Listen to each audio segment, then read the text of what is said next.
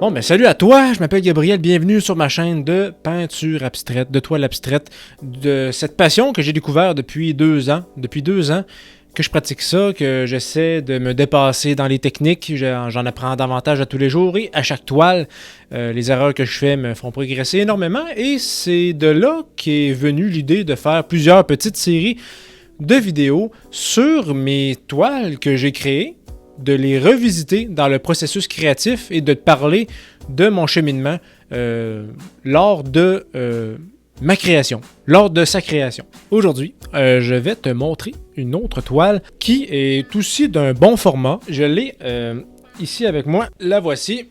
Voici la toile. Donc avec les vidéos, tu vas sûrement en voir davantage. Je voulais juste avoir le format physique à côté de moi pour t'en parler un petit peu plus. Donc, pourquoi j'ai créé cette toile-là? C'était dans mes débuts. Donc là, en tout et partout, je crois que je suis rendu à une quarantaine de toiles. C'est ce qui n'est pas un volume élevé. On va s'entendre là-dessus. Mais à chaque fois, je teste quelque chose de nouveau. Donc, j'ai pas... comment je pourrais dire ça? J'ai pas de signature. Il y en a certains dans des centres, dans des expositions qui reconnaissent quelque chose qui se rattache à mon style dans chacune de mes toiles.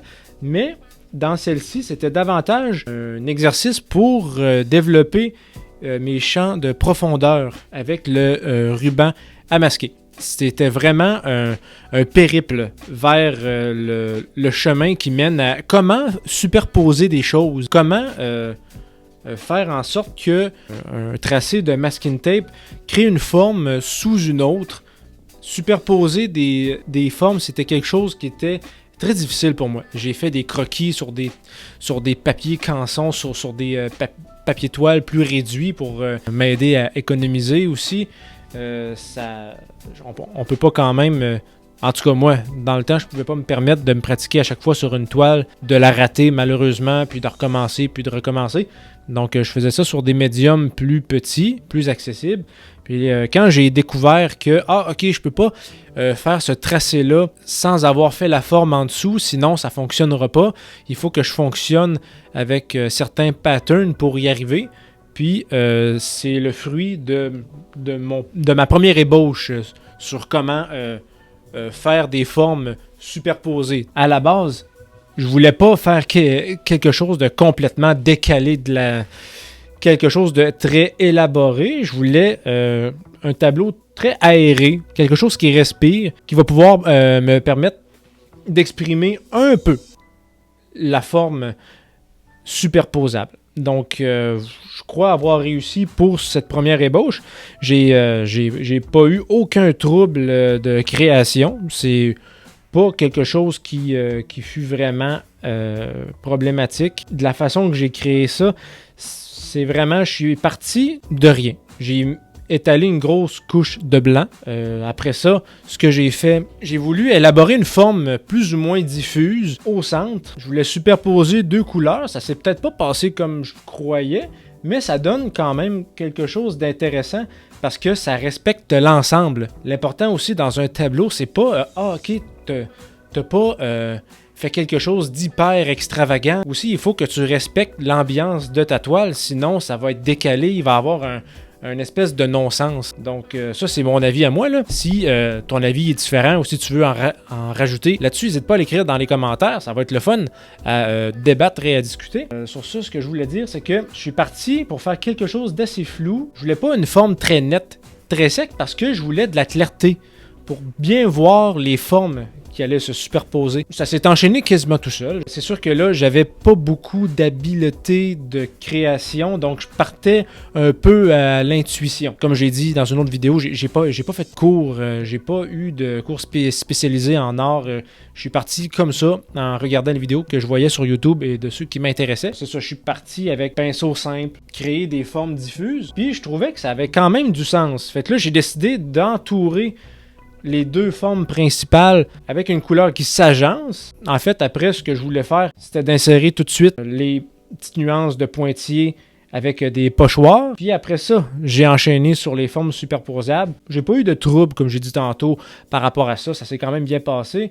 Il suffit que je maîtrise la quantité d'eau à mettre. c'est toujours un dilemme chez moi. Est-ce que je mets un peu d'eau dans mon noir avant de l'appliquer sur la toile? Est-ce que je vaporise et ensuite j'applique sur la toile? Est-ce que je mets qu'une seule touche de noir non dilué et je frotte beaucoup sur la toile avec pour éviter que ça sèche?